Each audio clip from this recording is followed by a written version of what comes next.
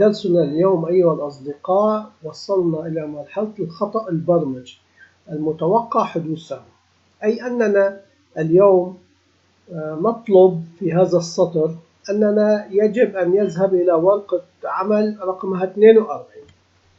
إذا كانت هذه الورقة غير موجودة يطلب إضافة ورقة عمل اسمها 42. فإذا في البداية نطلب إذا وجود خطأ برمجي يرجى الذهاب إلى ج. تقول أنا أنفذ أمر يطلب مني إضافة ورقة عمل اسمها 42.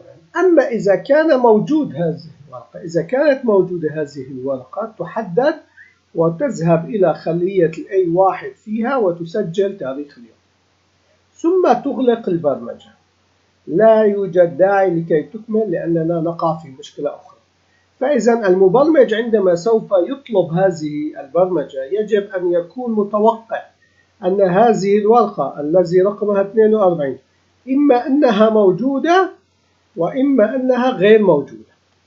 فإذا كانت غير موجودة يجب أن يضع هذا السطر البرمجي. نحن الآن سوف ننفذ السطر ولنرى ماذا سوف يتم. الورقة موجودة وتم تسجيل التاريخ والوقت في هذا. عندما نضيف ورقة جديدة ونحذف 42، نحذف ورقة 42.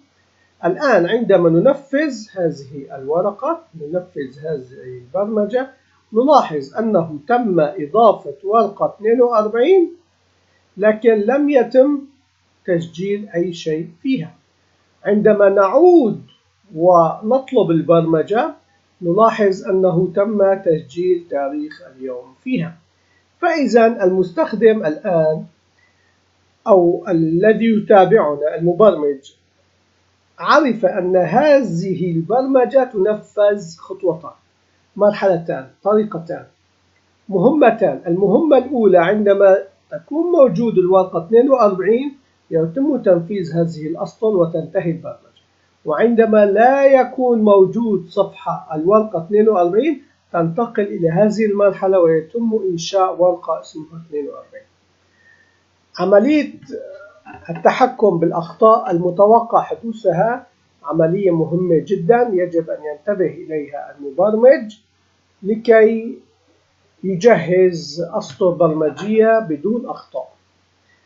شكرا لمتابعتكم. الفكرة جميلة وجديدة يرجى أن نتعلمها لكي نستفيد منها في برامجنا. نلتقي غدا إن شاء الله.